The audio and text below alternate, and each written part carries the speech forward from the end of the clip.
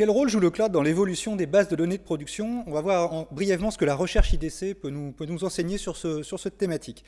D'abord, un petit retour sur le contexte. Entre 2020 et 2025, on va assister à une expansion continue de ce qu'IDC appelle la datasphère. Qu'est-ce que c'est la datasphère? C'est le volume total de données créées sur la planète. On va passer d'un total de 64 zeta-octets créés en 2020 à 180 zeta-octets en 2025, selon les dernières prévisions, porté par l'expansion des données générées par les loisirs, par les réseaux sociaux, mais aussi par l'IoT.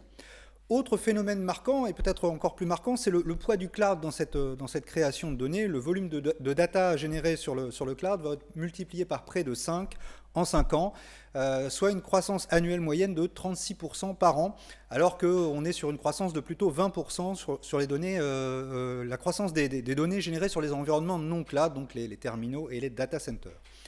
Au-delà de cette croissance des volumes, deuxième phénomène marquant, c'est la variété des sources de données utilisées et qui évoluent rapidement, utilisées par les entreprises. Actuellement, 44% des entreprises en Europe utilisent moins de 10 sources de données différentes pour leurs applications analytiques. Elles ne devraient plus être que 27% dans ce cas, avec les développements prévus dans les entreprises interrogées au moment de cette étude en 2020.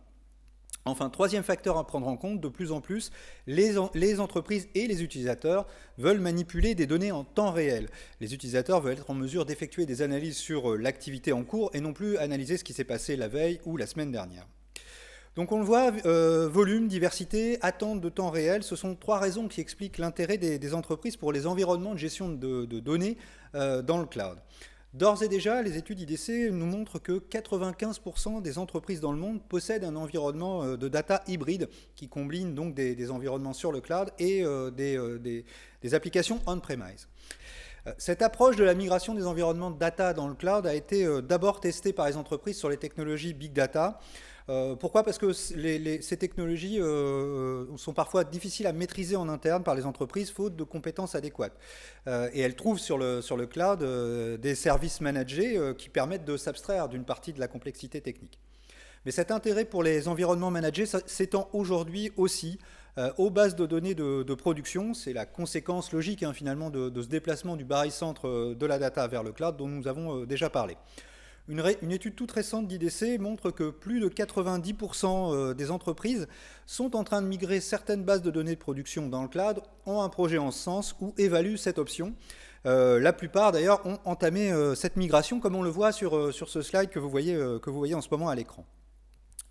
Alors quand on se penche sur les raisons qui poussent les entreprises à migrer leurs bases de données dans le cloud, et c'est ce qu'on voit ici à droite, on voit clairement que les motivations liées à l'amélioration de l'exploitation ou à l'accès à un niveau supérieur de performance et de capacité dominent. Alors c'est en particulier le cas de la meilleure disponibilité, qui est le premier item cité par les entreprises interrogées, la sécurité renforcée, la scalabilité ou encore la flexibilité et l'agilité. Donc on est plutôt face à des arguments qualitatifs qu'on peut rapprocher des efforts que les entreprises consacrent à la modernisation des applications, au développement cloud natif ou au passage à l'échelle de certaines applications. Ces motivations plutôt qualitatives dominent les motivations axées sur les coûts qui arrivent dans la seconde partie ici de ce graphique de droite, même si ces motivations liées à la productivité des employés, mais aussi à des économies sur les dépenses IT internes, ne sont pas du tout absentes.